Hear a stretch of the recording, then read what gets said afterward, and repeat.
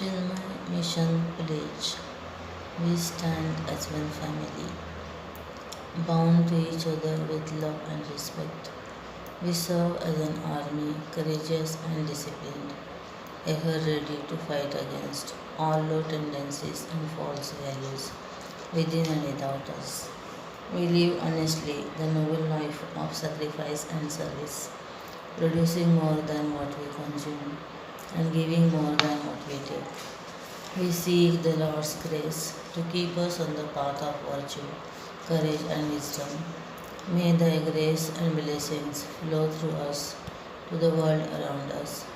We believe that the service of our country is the service of the Lord of Lords, and devotion to the people is the devotion to the Supreme Self.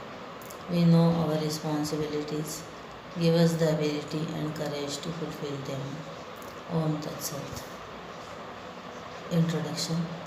The essence of Gurudev's philosophy is enshrined in the words of the Chinmaya Mission pledge. He dictated this pledge in an inspired mood on the occasion of Workers' Conference in Ernakulam. Puja Gurudev went all over the world spreading the knowledge of the scriptures. He spent time in the Himalayas with Swami Tapovan Maharaj, learning the secrets of life. He then came to the plains to share the joy of this knowledge with all mankind. His journey of sharing began from a small Ganesh temple in Pune. His movement and message began small but has now spread all over the world. Today we have 250 Chinmaya Mission centers in the world, 200 in India and 50 abroad. Gurudev did not just teach, he actually lived the Gita and Upanishads in his everyday life. He taught through his interactions, his letters, his silence, and even through his scolding. Great teaching can be communicated through any of these media. When we listen to great Mahatmas, we are overwhelmed by what they tell us. Gurudev's writings, talks, and letters are phenomenal. In a single lifetime, he has written so much. We can be lost in this maze of words and be unable to comprehend his main message. Adi Shankaracharya was once asked, "What is the crux of your teachings?" In a single sentence, he gave the essence of Advaita Vedanta. He said, Brahman is the supreme reality, the world is an appearance, and the experiencing individual is not different from Brahman. New initiates to spirituality are generally skeptics. Their minds are full of questions which require intellectual satisfaction. They are not satisfied by the simple solutions life has to offer.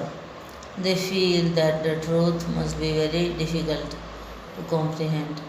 In their search, they undertake a study of the scriptures and learn what the Upanishads and the Gita have to say. But ultimately, after having read and studied the scriptures, they turn to the words of a realized master or a Mahatma.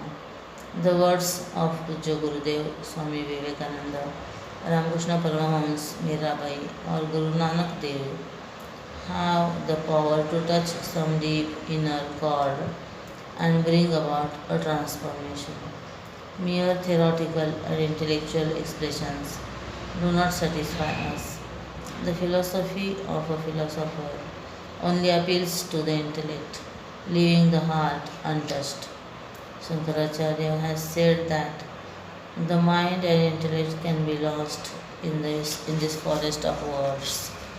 Valmiki was a dacoit, but the sincerity and simplicity of Narada's words touched him deep, deeply and transformed his whole life. No intellectual discourse could have had this effect on his heart. The words of a Mahatma worked for him, and they will work for all of us. The Chinmaya Mission pledge given to us by Puja Gurudev can work for us as a mantra if we open our hearts and minds to the words. The words are simple yet profound. The pledge is chanted in Chinmaya Mission centers and all over the world, in our Balvihar classes, committee meetings, and study groups. It is a regular practice. I consider this pledge as Gurudev's parting gift to us. He wants us to take the sankalpa or pledge to walk the path of righteousness and service. The Chinmaya Mission pledge. The very first word in the title, Chinmaya, means knowledge and reminds us of Puja Gurudev. This pledge is meant not only for Chinmaya Mission members but applies to everyone. The first step in our spiritual journey begins with a pledge or a sankalpa. It is the decision which is important. In chapter 9 of the Bhagavad Gita, Bhagavan says that even the worst inner become a sadhu the moment he decides to be good. The moment a person commits himself or takes a firm decision to change for the better, eschewing his old habits, he becomes a sadhu. An ordinary person becomes a seeker the moment he takes a sankalpa. In this nishchaya, the decision lies, the difference between the mundane and the sublime. Studying the lives of great masters, we find their lives were ordinary till some event changed them completely and they rose to great heights. The turning point in the lives of Swami Vivekananda, Ramana Maharshi, and Mahatma Gandhi was the sankalpa or decision to seek the truth. When Mahatma Gandhi was thrown out of the train, he chose to follow the path of Satyagraha. Satya is truth, Agraha is insistence. He kept the precious anger of being discriminated against in his heart, putting it to good use.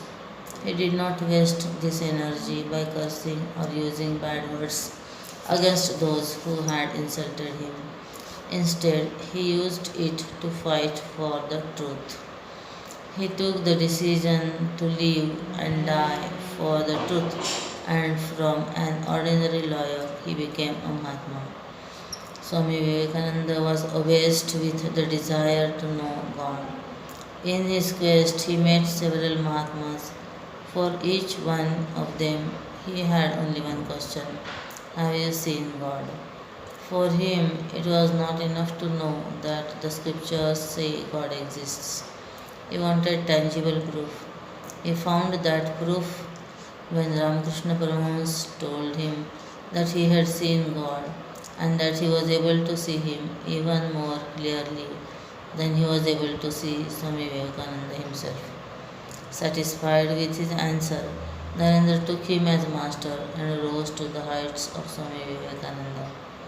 No longer content to live like an animal, he decided to work towards fulfilling the purpose of his life.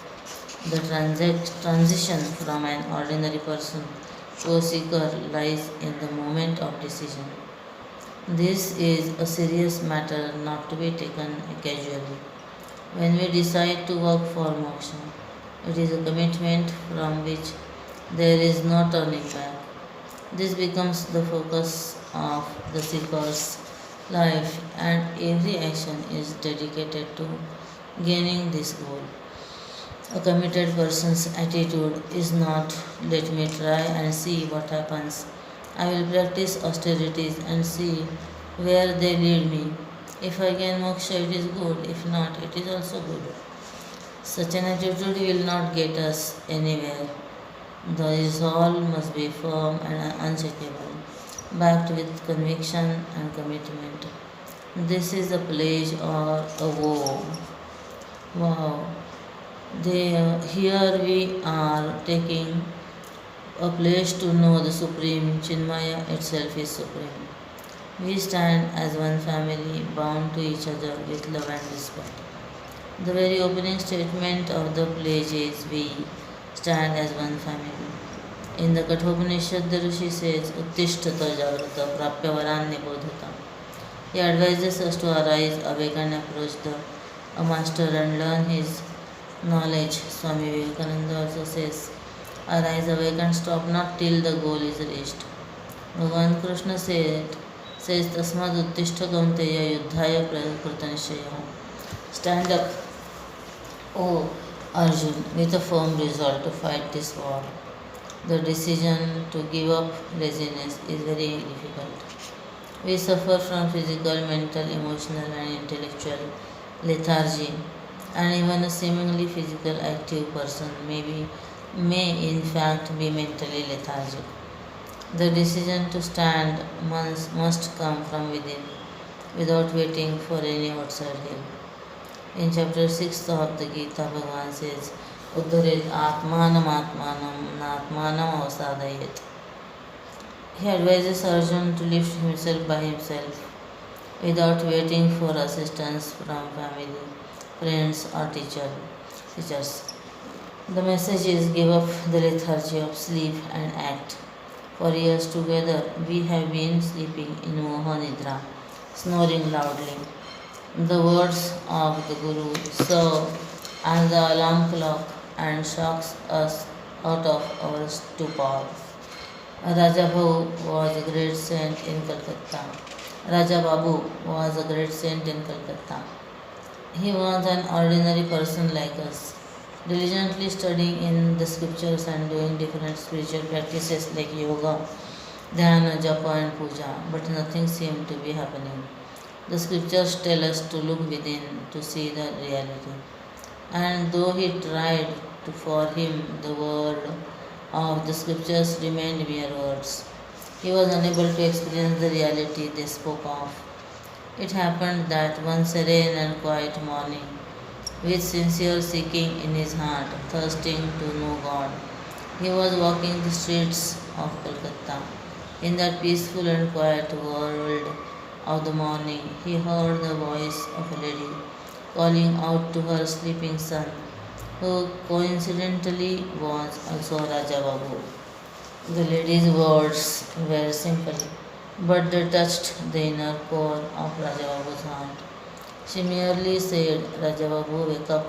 It is morning. There was nothing special in the words. Mothers have used similar words for years together. He had studied the scriptures and done much penance, but it was with these innocuous words that he finally experienced the reality and became a great saint.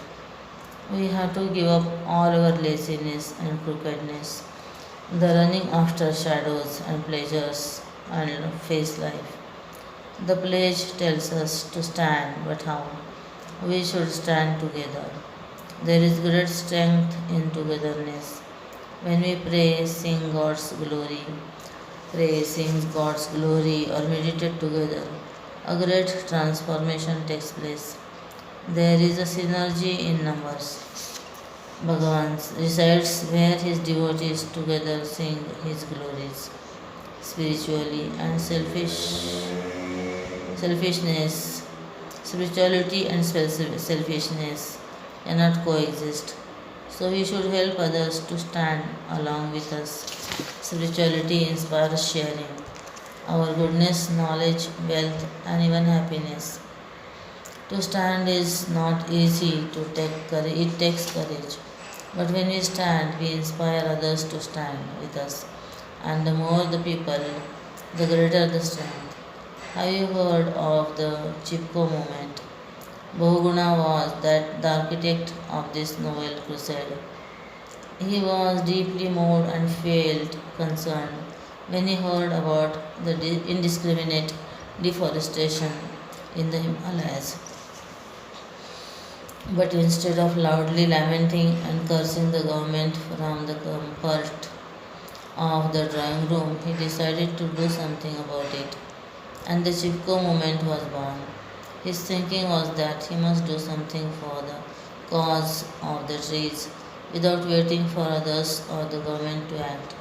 He felt that even if he was able to save one tree, he would have contributed to the cause. With this in mind, he arrived at the scene of the felling of trees and went and hugged the tree which was about to be cut. Boguna embraced the tree and would not allow it to be cut. He said that before destroying the tree, they would have to destroy him. For him, the life pulsating in the tree was the same life that pulsated in him.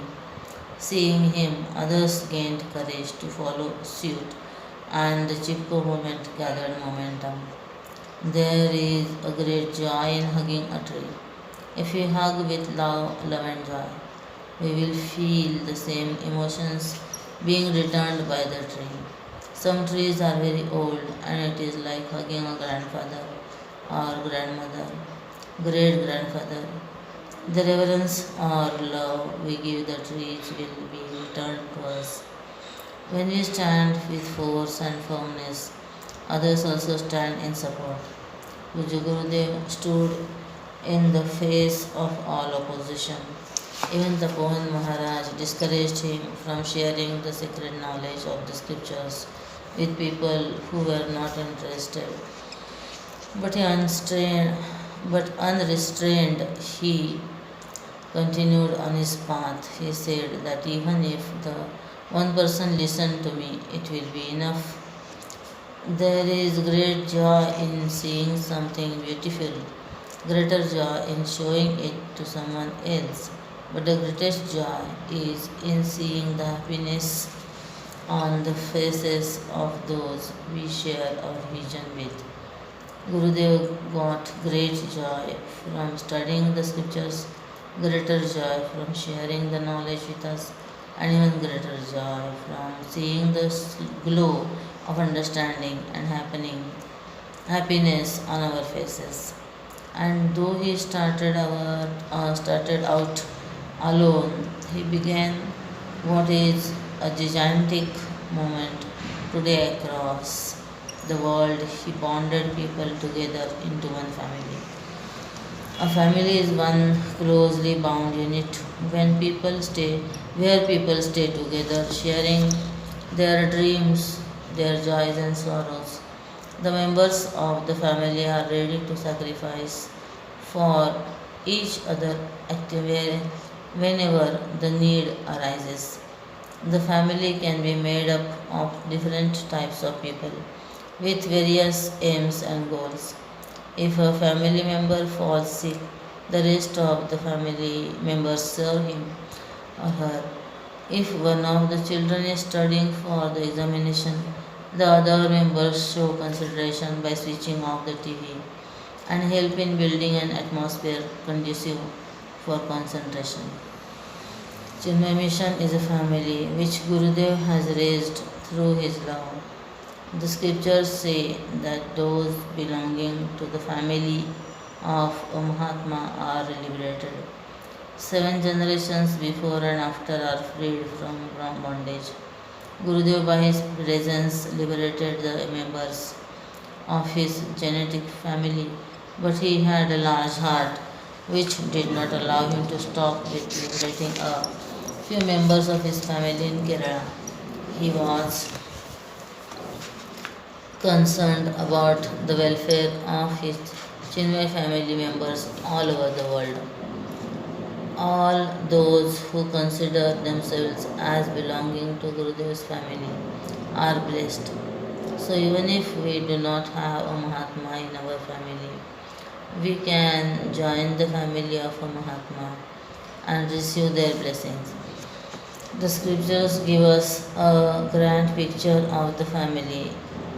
Vasudhaiva Kutumbakam. The whole world is my family, which includes all the beings of the world, birds, plants, animals as well. They are all my relatives. Sant Jnaneshwar was once asked where he lived. He replied that the whole world is his home. He lived in the heart of all beings. This is the vision of oneness, which inculcates harmony as opposed to divisiveness. The, then alone we can stand as one family and not as two or more families, constantly at war with each other. We see the saga of the Mahabharata being enacted all the time, with families fighting with each other. The inmates in Raman Maharshi's ashram included human beings and some animals as well, drawn by his very presence, which excluded people. People would come and sit quietly in his presence and soak up in the quietude. One such day, when he was sitting in his room with people around him, a monkey approached him with her young one. The people sitting there became agitated and wanted to keep the monkey away from Ramana Maharshi. He stopped them and allowed the monkey to bring her baby to him for his darshan. The monkey presented her little one to Bhagwan, and then both of them quickly left.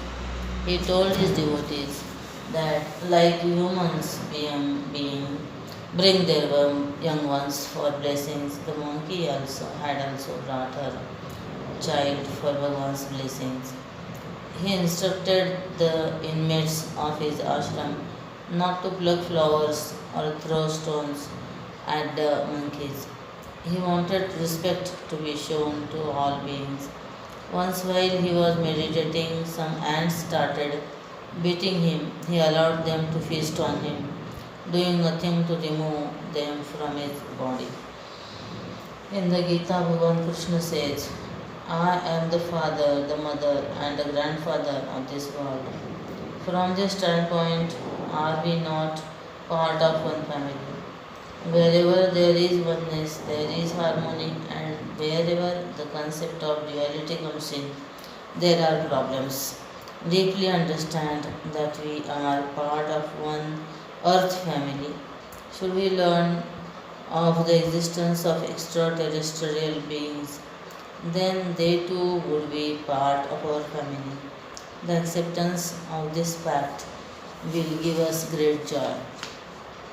The whole world will then be home to us. Once Swami Rama was on a ship going to America. Peaceful and serene, he was walking on the deck, enjoying the calmness of the evening. An American fellow traveler was drawn to that serenity. He approached him and asked whether Swamiji knew anyone in America. Swami Ram replied that he did not know anyone. The man was concerned and further wanted to know who would look after him in that strange land. Swami Rama, with all sincerity and conviction, looked him in the face and said, You are my friend and you will look after me. Touched by the utter simplicity of the sadhu, the man promised to befriend him and be his host. That man experienced the friendship and kinship that the sannyasi knew and took care of him during his stay in America. With the right attitude, though alone, we can be one with the world. We can be a part of a large family, beautifully bound and molded together. Otherwise, even with a large family, one may feel very lonely. There is a saying which says, families that pray together stay together.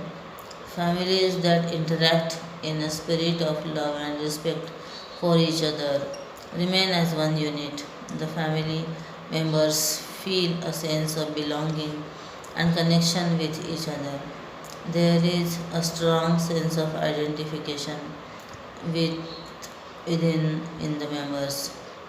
The Bhagavad Gita speaks of the distinguishing features of a Mahatma. It says Adveshta Sarvabhutanam Maitrak Karunevacham. He is friendly to all beings and have love and respect for all. Love stems from the mind, and respect is a function of the intellect.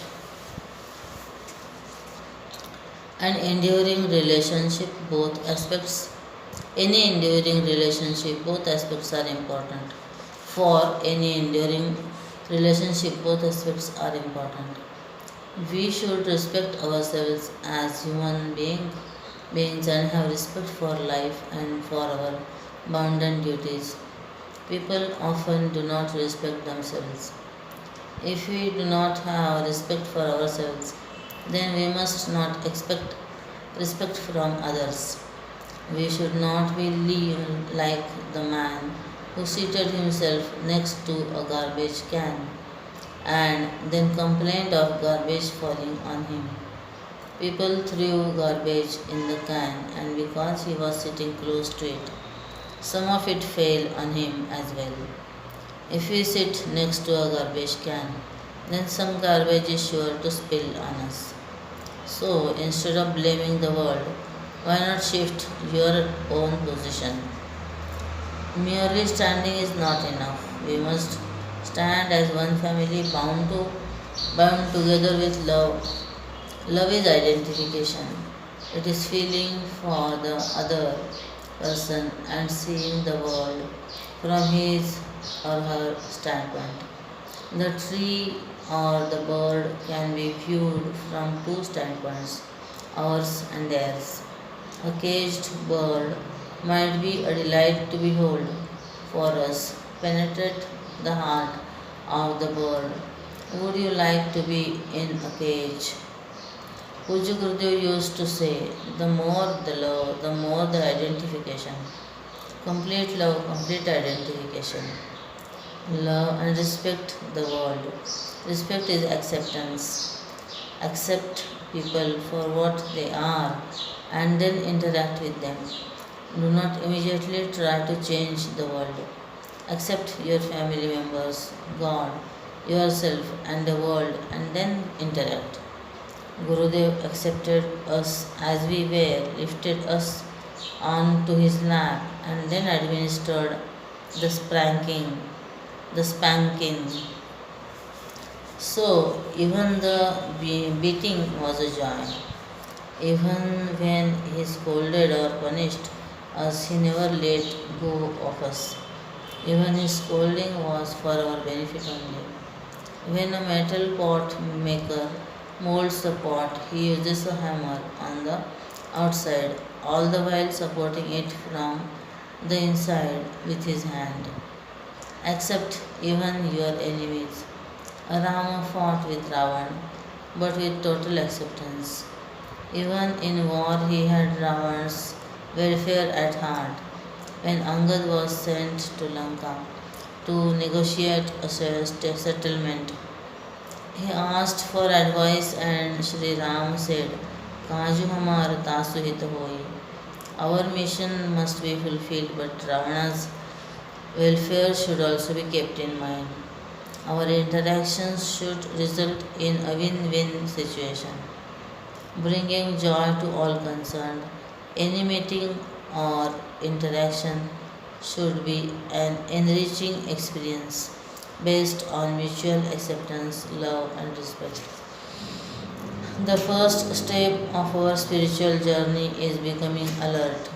Standing signifies readiness, a preparedness to work, move, or act. Once we are ready, what should we do? We must serve. We serve as an army, courageous and disciplined, ever ready to fight against all low tendencies and false values within and without us. In this line of the pledge lies the very essence of Karma Yoga. When we graduate from infancy to adulthood and are ready to face life, we are fit to know about Karma Yoga. Bhagavan Krishna chose to teach this to Arjuna when he was ready to act. Sleeping people cannot be taught Karma Yoga. We have to be first shaken out of our inertia and lethargy. Through the words of the pledge, Gurudev is attempting to shake us up. These seemingly simple words carry within them a wealth of meaning. We need to contemplate upon each word, which with sincerity, love, and true understanding are the twins that bring about our inner transformation. When we stand for our convictions and are ready to walk the spiritual path, we are advised to do seva. Seva is sometimes taken to mean helping those who are underprivileged or lower than us. This is a low and degrading attitude.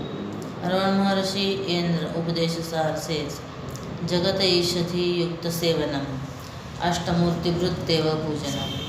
He says service itself is worship. We must serve the world with the understanding that we are worshipping the Lord.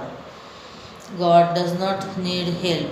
He is better off without our interference. He is giving us an opportunity to serve, and we should work with that attitude. In the Ramayana, when Lakshman was injured, Hanuman brought the whole mountain along with the Sanjeevani herb.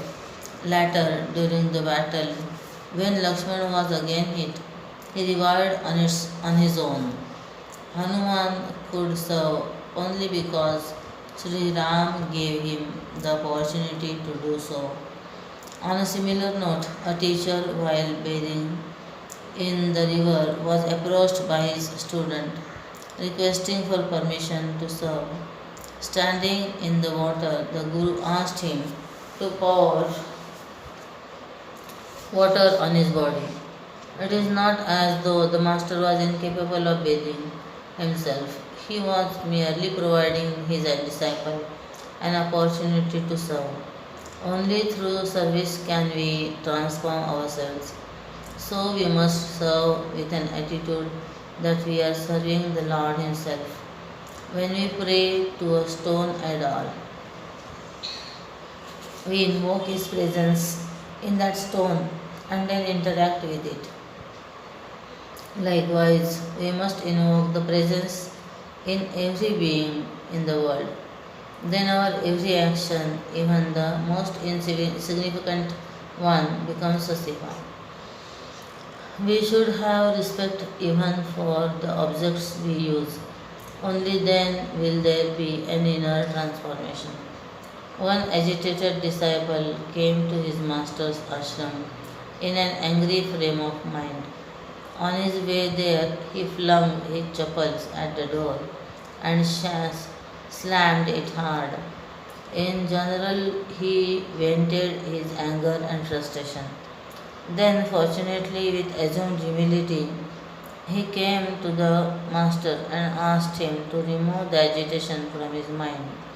The master first asked him to seek forgiveness from the door and his chappals. The student was surprised because both the objects he had used to vent his anger on were inert. But the master insisted. He said that when you mistreated them, you did it with the feeling that there was life in them. The disciple asked for forgiveness, and instantly there was peace in his mind. Wherever and whatever work we do, whether at home or in the society, the attitude should be that I am interacting with the Lord. Then alone will the action becomes seva. When Lord Shiva took avatar as Hanuman, he preferred to serve. In the Krishna avatar, Krishna was younger than Balaram. Balaram, as the elder brother, had to keep up the pretense of seniority and at times even scold Krishna. But one day he confessed that he preferring being Lakshman, the younger brother, because in that capacity he had more of an opportunity to serve. There is great joy in serving. Devotees were eager to serve Gurudev. in even the smallest way. Once, while talking to some people, he happened to be standing. Noticing this, a devotee asked him whether he should bring him a chair to sit on.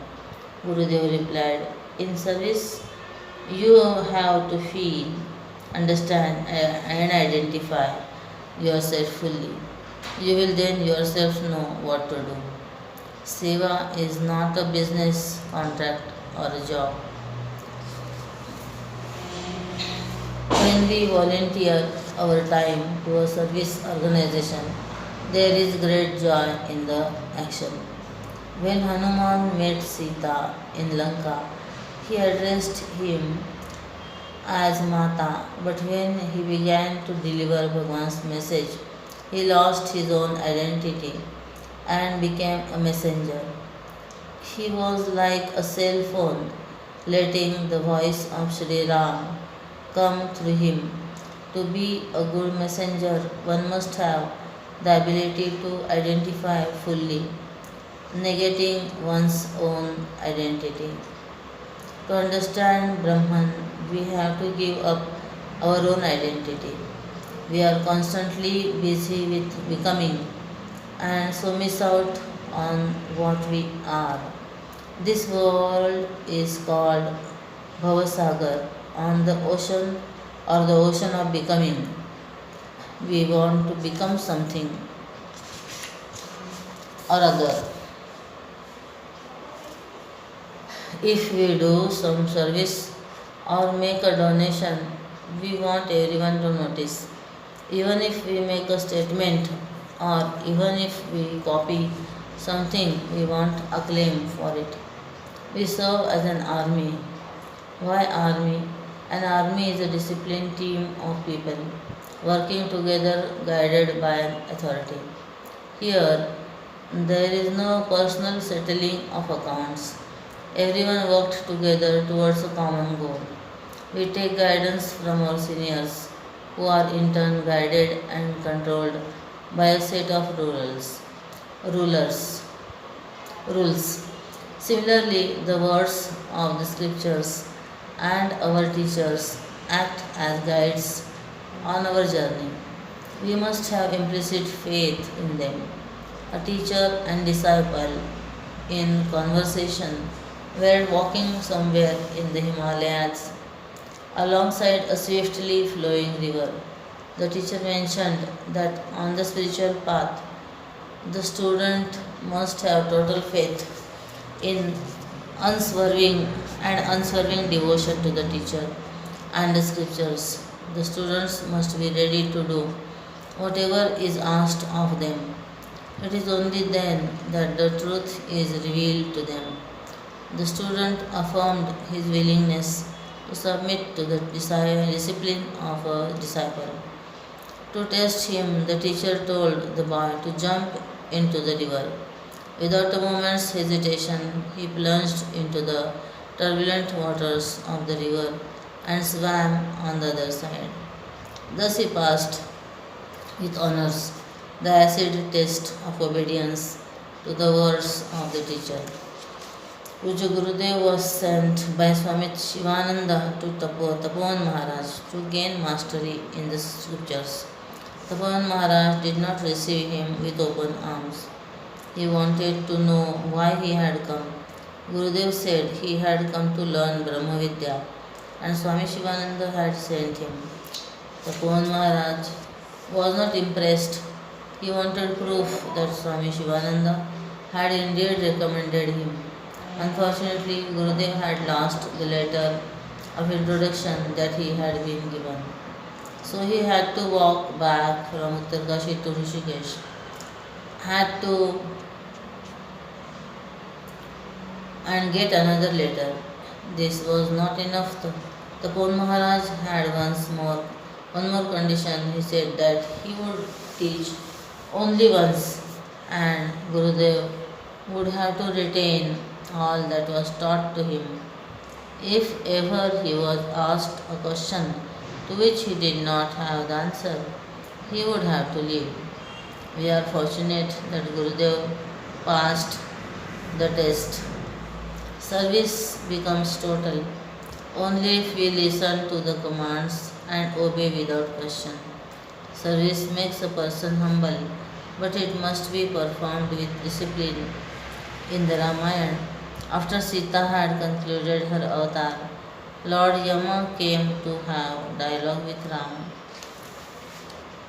The precondition to the talks was that their conversation should be uninterrupted. Anyone interrupting must be given the supreme punishment of death. Death.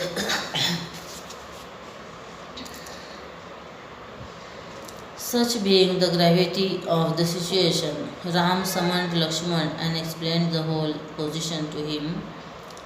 He selected him because he knew that he could be implicitly trusted to obey his commands.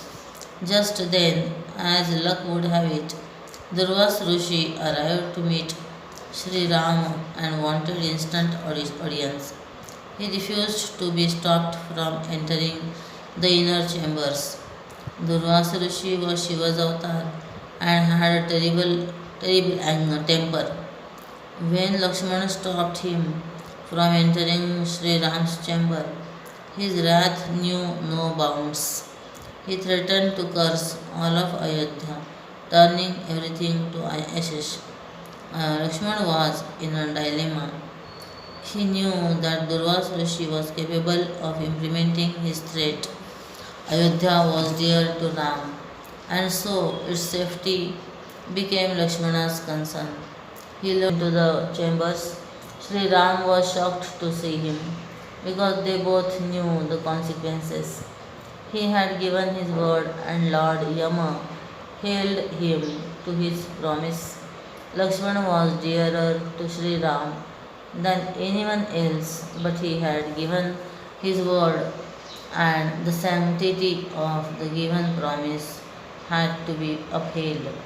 The scriptures say that if you disown your loved ones, it is like killing them.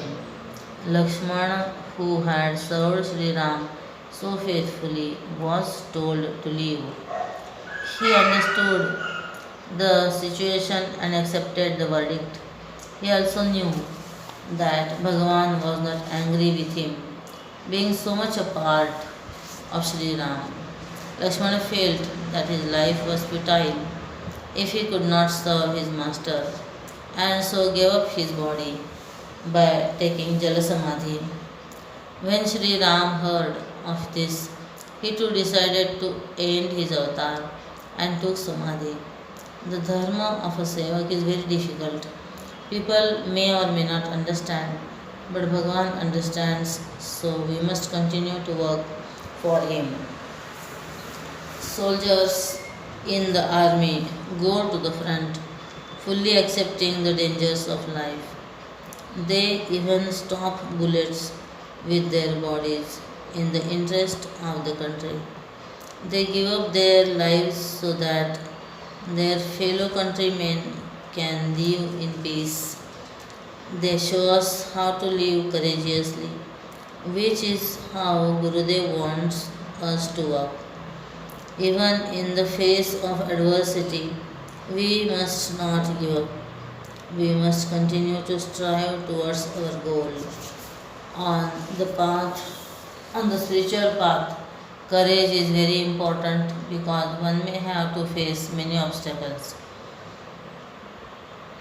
In the 16th chapter of the Gita, Bhagavan enumerates the divine qualities and fearlessness hears the least. A person who fears loss, separation, or death cannot walk this path. One must have the courage to face and talk to death, like Nachiketa did. Along with courage, there must be discipline as well, because a reckless courage, like reckless driving, can only land us in trouble. Even restraint requires courage.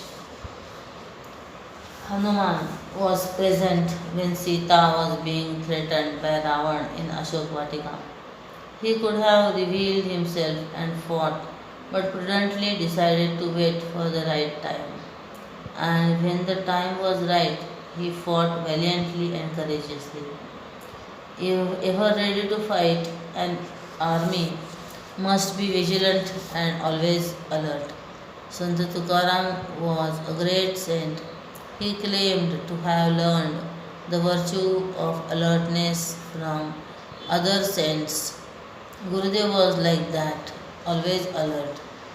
He would notice every minute detail. So, while serving him, we also had to be like him. Once Gurudev decided to check the arrangements being made for the Vishnu Sahasranam Puja and even noticed that the lamps were not kept in one single straight line.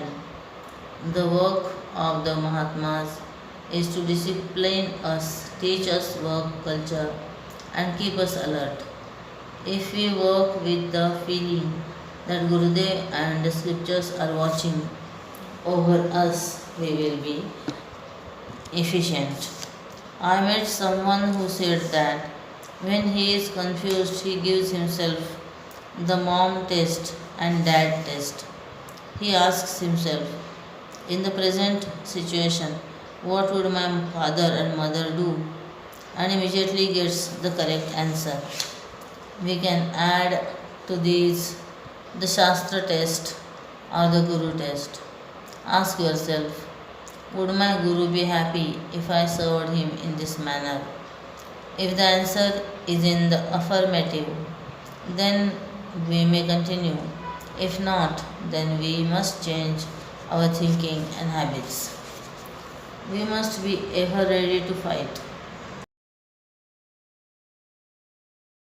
We must be ready to fight for the cause of Dharma. The pledge tells us to fight against all low tendencies and false values. These are our enemies.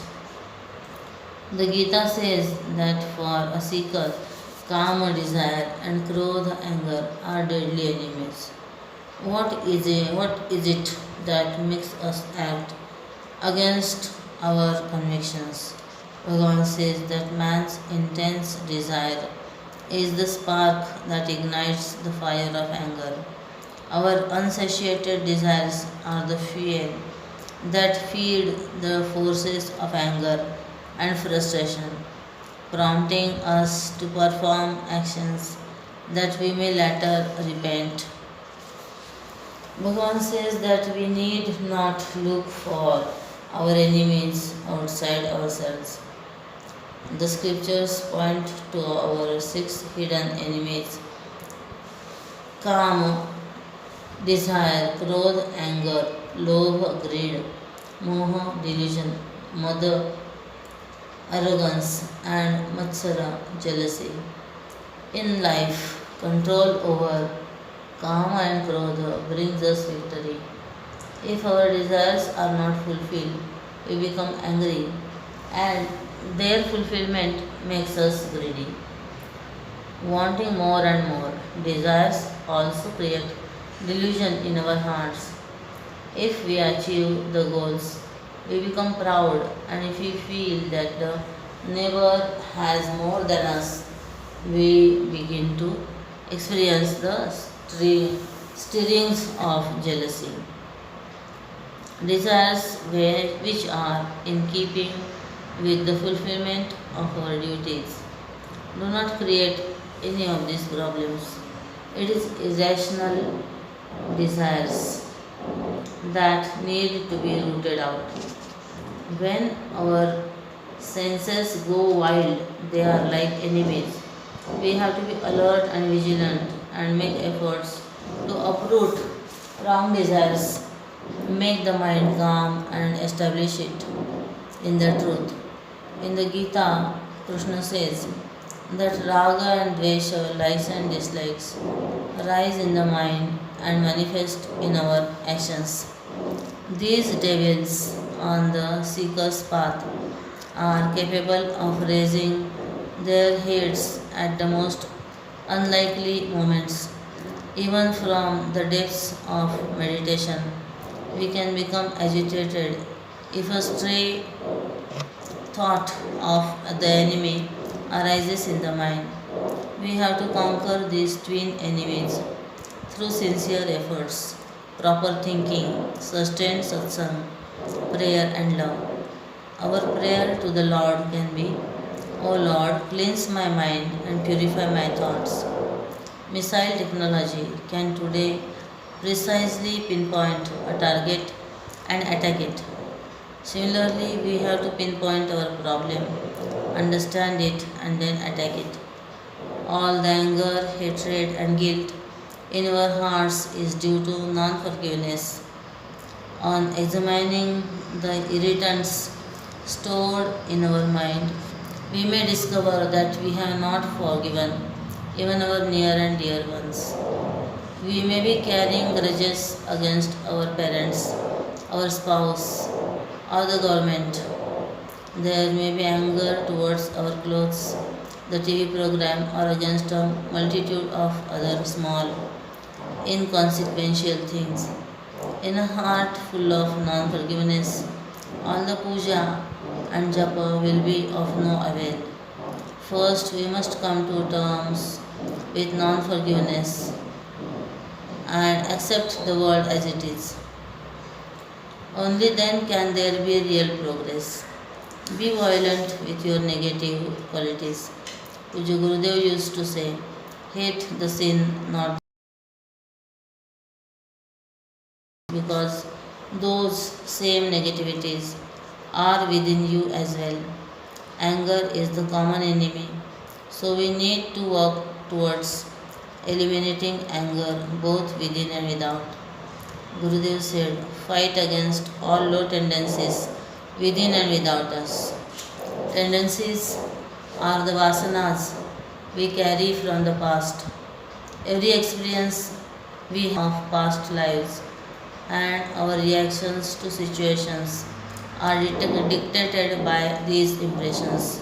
Sant Jnaneshwar and that said that even love for God can be attributed to same punya, meritorious deeds performed in the past. Sometimes we react with fear when faced with an unknown situation, possibly due to the memories we have of having faced a similar incident in the past. Anger, fear, and jealousy are due to accumulated impressions of wrong actions and incorrect thinking in our past. On examination, we find that the mind has certain tendencies. One password to it begins a chain reaction. The train of thoughts effortlessly takes over, leaving us helpless bystanders. This happens of some because of a sanskar. If we have to speak on Vedanta, we do not have much to say because we have not done enough thinking on it. But we have meditated deeply on the neighbor's faults. So when we have to speak on them, the flow is effortless. There is so much to say. Habits taking us away from our path are low in nature. Tendencies that create efficiency in our work, differences in our relationships, ashraddha in our hearts, opening the mind to anger, jealousy, and fear are low. Our low tendencies have to be combated by creating higher tendencies. Our low vasanas are exhausted if we walk the path of karma yoga.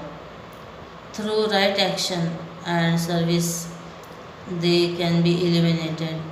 We are habituated to laziness, postponing things, doing our work in a shoddy manner, not paying full attention to the task in hand. Our tendencies will change if we change our convictions. Our vision of life dictates the path we follow. The thoughts we think are the actions we perform, and the actions we perform. To change our vasanas, we need to follow the vision of the scriptures. When we have understood and are convinced of a value, then we have fully imbibed it. It is not something physical that we can show. Arjuna was asked to fight the Mahabharat war. To the understanding to the untutored mind, this is a violent action, but the thinker knows it is non-violent. Arjun fought not for himself, but for the cause of righteousness. Herein lies the difference. He fought not with anger, but with understanding. When the wind blows, it carries with it the fragrance of the flowers. From the honey, we come to know which flowers the bees have visited to create the honey. Similarly, our convictions dictate the quality of every thought and emotion.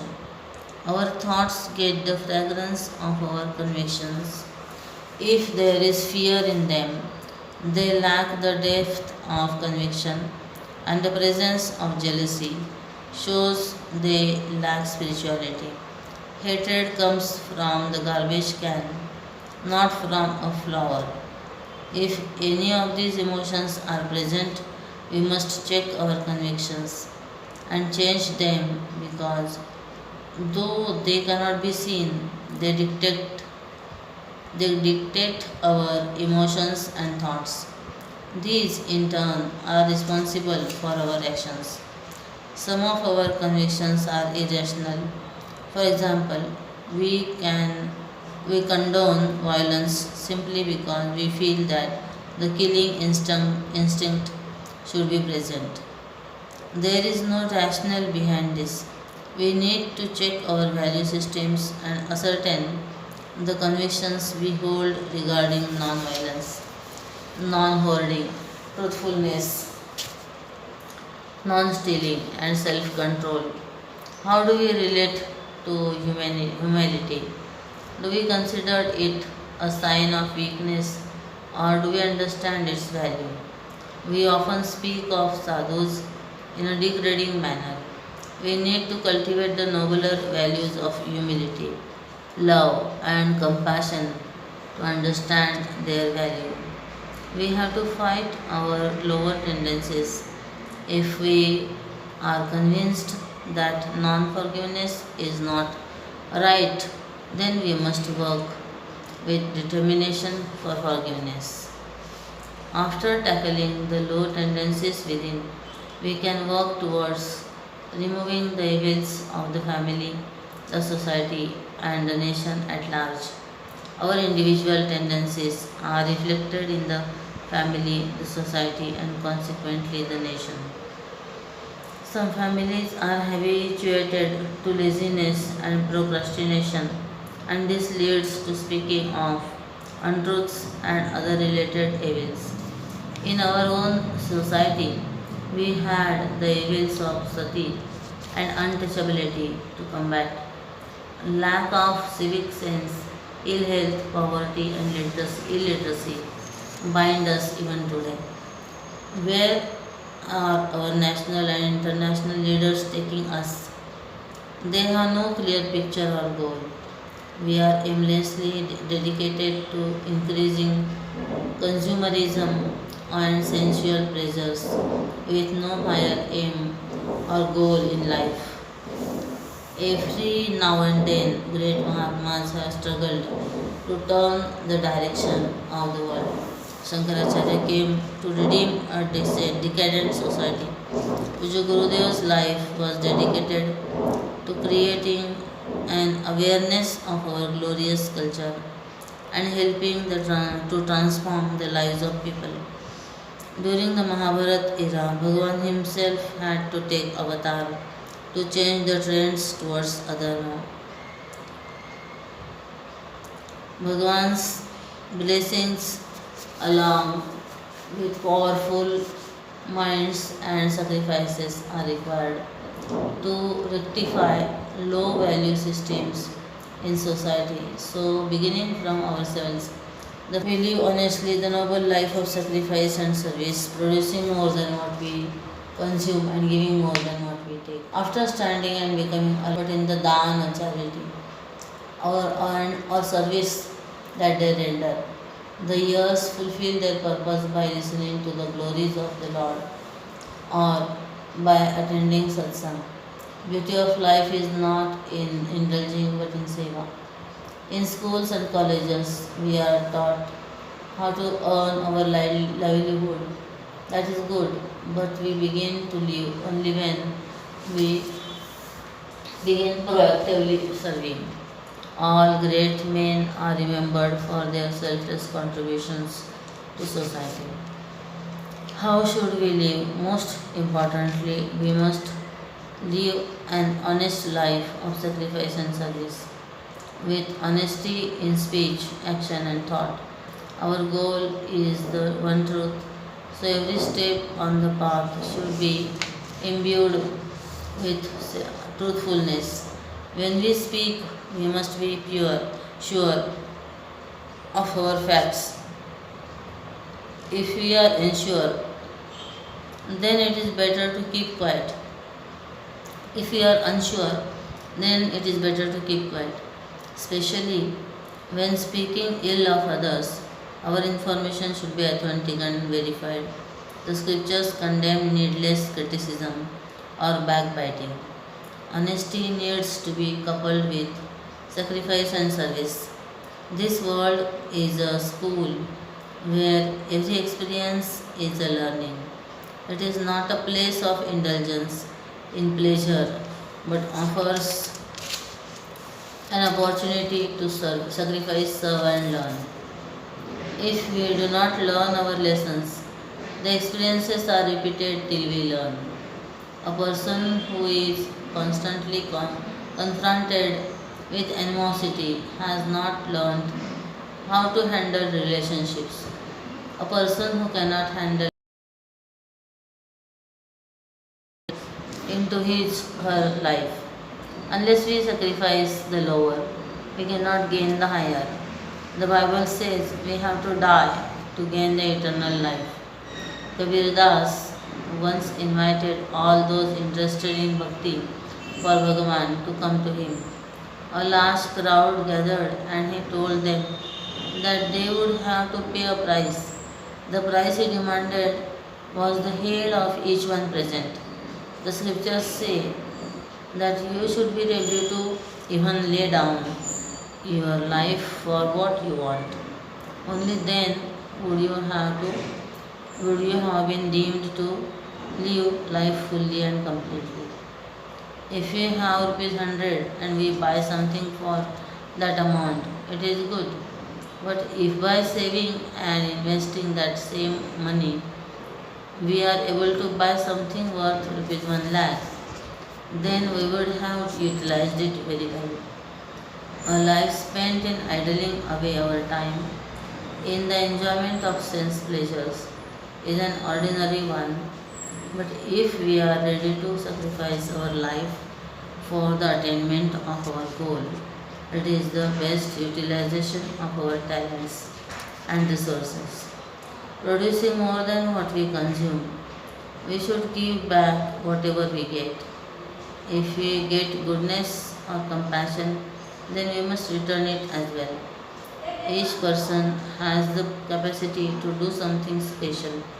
Each one of us is unique and necessary for this world. We must live and work with the attitude that if I were not there, the world would be a lesser place without me. No one is useless. Even the old and ailing have a purpose to fulfill. Stephen Hawking, the author of A Big History of Time, A Brief History of Time, is a very famous physicist.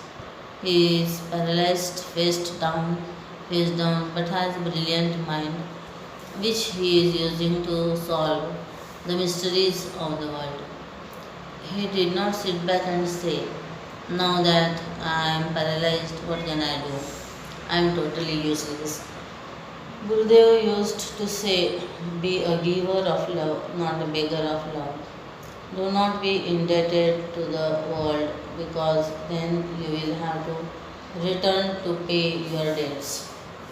Hanuman served Ram so faithfully that Bhagwan felt indebted to him and he wanted to so be like Hanuman, continue serving without any thoughts of thought of repayment. We seek the Lord's grace to keep us on the path of virtue, courage, and wisdom.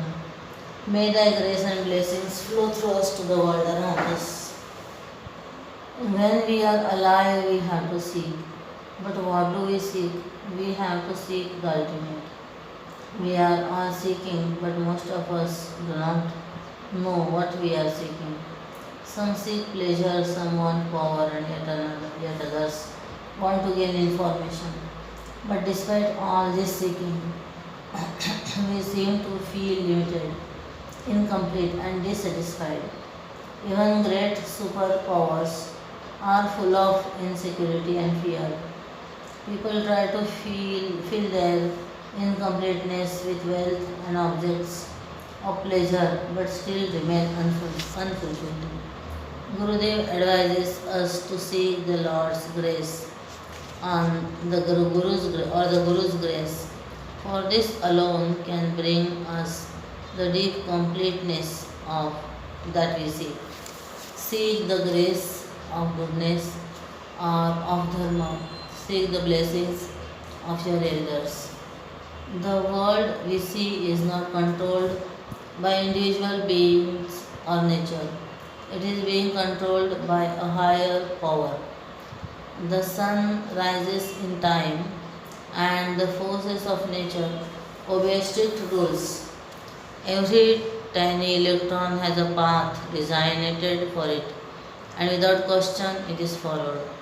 There is a higher power, who is Ishwar or the controller. He is also Antaryami or the inner controller. He is indicated in the scriptures as Jagat Karta, the creator of the world, Sarvatma, the self of all, Sarvashaktiman, all powerful, Sarva, Sarva, Sarvajna, all knowing, Karmaphaladata, the giver of the result of all actions. Ishvara alone is our teacher and guru. He takes birth to remove the evils of this world. In the Gita, Krishna tells Arjuna that I alone had given this knowledge to an earlier incarnation, to the sun. We gain knowledge and have the power to forget or remember through Bhagavan's grace, who reminds us to do our sadhana. It is Bhagavan alone. So if we have to seek anything, then we must seek His grace alone. Bhagavan has promised that if you strive for me and think of me, then I will take care of all your needs. In chapter 9 of the Gita, he says, Ananyas chintayanto mam yajana paryupasate tesham nityabhiyuktanam yogakshemam vahamyaham. My devotees who follow the path of goodness never perish. We seek the Lord's grace to keep us on the path of virtue, courage and wisdom. Here the important word is keep. We have already started on this path, but it is only through Bhagavan's grace that we can stay on this path. Strong gusts of desire, forgetfulness of God's name, and lack of conviction are some of the many obstacles that we may encounter in our journey. To steer clear or rise above them, we need the protection of God's grace.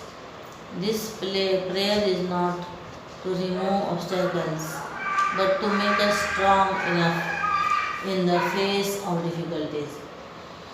How do we know that His grace is flowing through us? When we feel dispassionate towards the world, are calm within, feel love for ourselves and the world around us, we know that grace is flowing. Grace is that which we do not deserve, but it comes to us through Bhagavan's compassion. We experience grace when we are totally committed to our path. Nobody can stop or discourage us, nor can be faced by the obstacles that may arise. We keep on walking towards the goal. Gurudev attributed his success to his single pointed determination to keep walking, sometimes alone and sometimes with people. May thy grace and blessings flow through us to the world around us. This is a short prayer coming from the purified and sincere heart of the seeker. It is a prayer to the Almighty requesting His grace to follow through us like Ganga flows through the matted locks of Shiva. Nothing stops her. She carries the small pebbles with her, goes over the boulders, bypass those she cannot go over, and cuts through the mountains, which impedes her progress.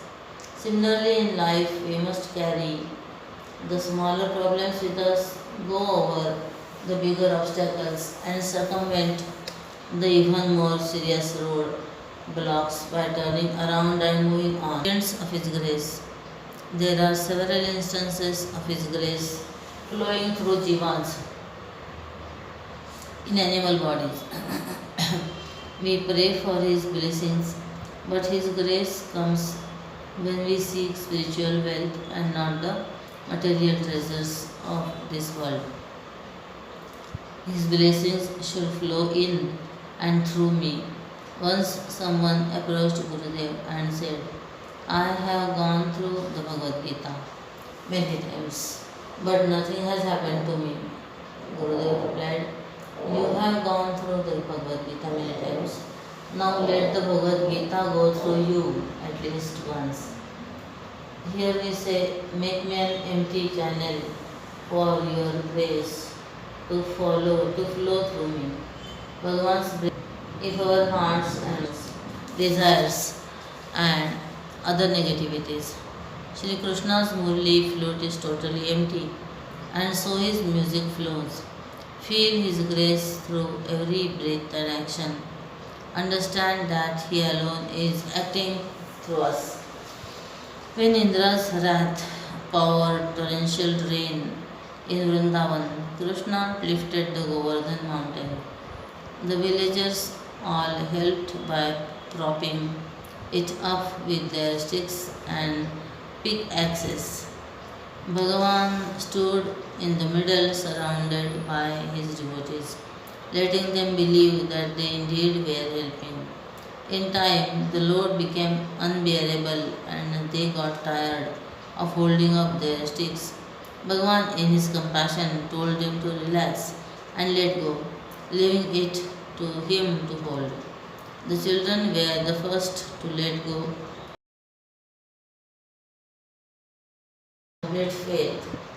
We needlessly hold on, firmly convinced that we are the says सर्वधर्मान् परित्यज्य मामेकं शरणं व्रज अहं त्वा सर्वपापेभ्यो मोक्षयिष्यामि मा शुचः. He leaves us in no doubt as to what we should do. Surrender unto me and I will liberate you from all sins. Such surrender is possible through us to the world around us. We pray that with every interaction, His grace reaches out to all the beings we interact with. The sadhaka prays to become a mirror or water reflecting God's image. If I cannot be the sun, then let me be the waters which reflects its glory.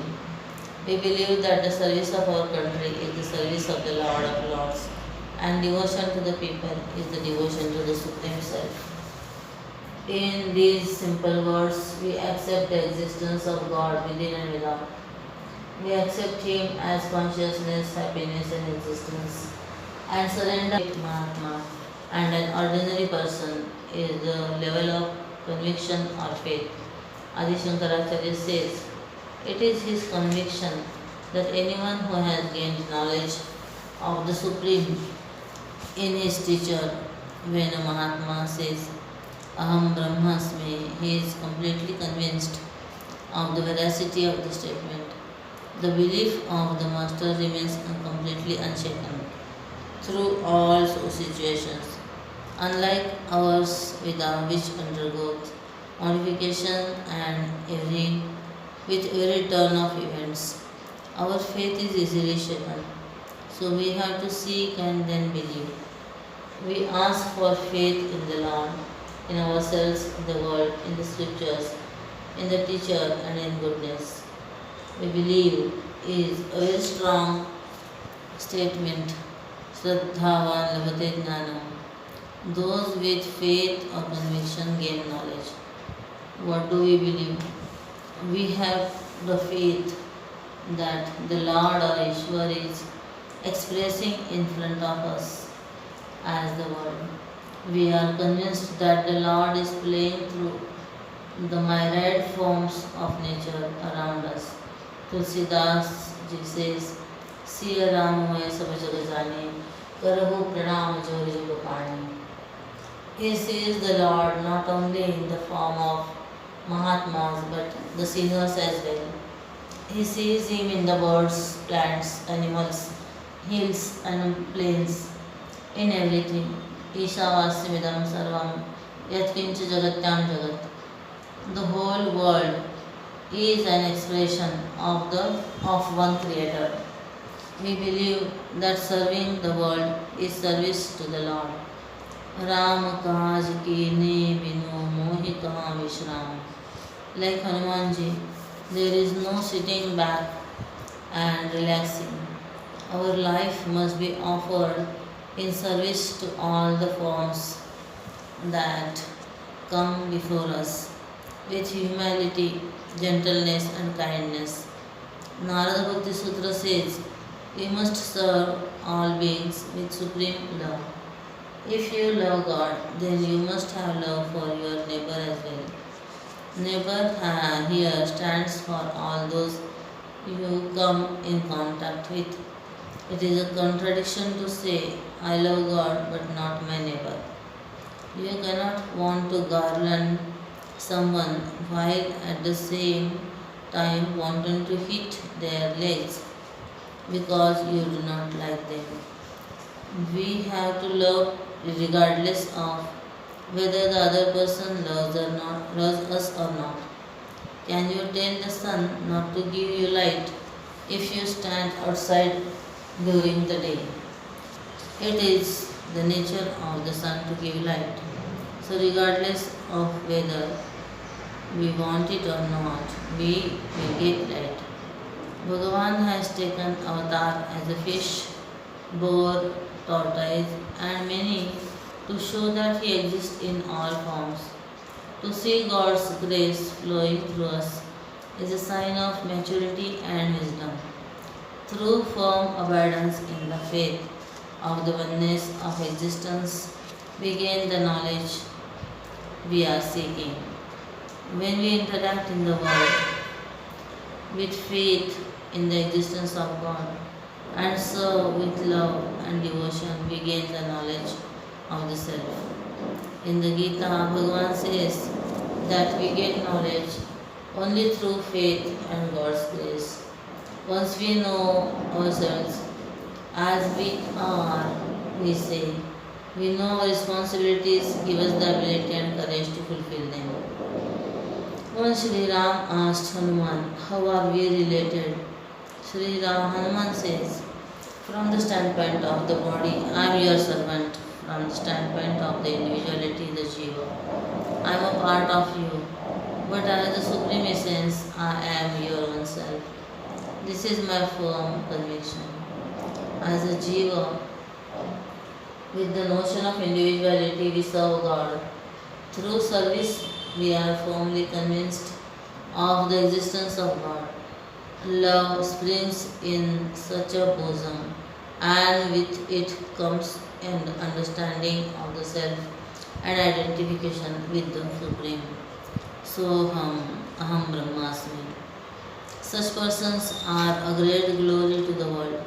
Having achieved the ultimate, they have nothing more to gain. They live on blessing the world with their presence. As sadhakas, they visited pilgrimage centers. Now, wherever they go becomes a center of worship. Siddhwadi and Shirdi, both small villages, are pilgrimage centers because great Mahatmas sanctified these places. Their words become scriptures. Like mantras, they enter our hearts and transform us. When Mahatmas walk, all of nature rejoices along with their forefathers, and Mother Earth feels blessed. Gurudev blessed the places he visited and lived in, blessing the people and things he touched. A Mahatma's mind can be compared to a still lake.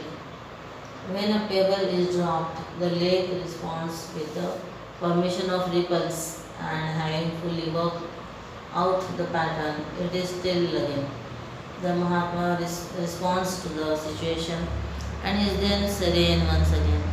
There is no sense of ego or individuality. There is no reaction or action. Even though they have realized their oneness with the Lord, they pray to be instruments in the hands of the Creator, allowing His work to happen through them. It is our duty to respond compassionately to those around us, accept and understand the situation and respond. This is our duty. For example, if you have fallen in a gutter, accept it and get out of it. People do not want to accept that they have fallen. With this attitude, how can we ever rise to get out? Accept the changes in your life, the good and bad times, the changing relationships, and the coming and going, the rise and fall. The existence of a flower emits a fragrance. The sun gives heat and light. A Mahatma blesses the world effortlessly. Gurudev lived the words of this pledge in every moment of his life. He created and bound together all the members of this great family. He taught us to have right faith and finally gave us the knowledge of life. The milestones on this path are: we stand, we serve, we live, we seek, we believe, and we know. These are the 6 simple steps on the spiritual journey indicated in the Gita. This is the path to Om, or the ultimate reality. Om Tat Sat. We end the pledge with Om Tat Sat, words indicating the truth. In Kathopanishad, Nachiketa asks Yamaraj to tell him what is that which is sought after by great munis. And Yamaraj says Om. In the Gita, Bhagavan says, I am the Om, and Pranava in all the Vedas. Om is the essence of all the Vedas. To understand this, the masters advise the study of the scriptures, the Vedas, the Ramayanas, the Ramayana, the Mahabharata. Every student faced with his long list is daunted at the prospect of so much study. In desperation, he wants to know if there is an easier path. The scriptures suggest an easier path. Surrender at the feet of the teacher. To such a student, the knowledge effortlessly flows from the teacher. Let us take the pledge with love, devotion, and complete faith in the efficacy of the words. Take the pledge for ourselves and for the benefit of the world at large. Let us be proud to belong to this vast and united Chinmaya family, bound together by the vision of its Creator with love and respect. Hari Om Tat Sat.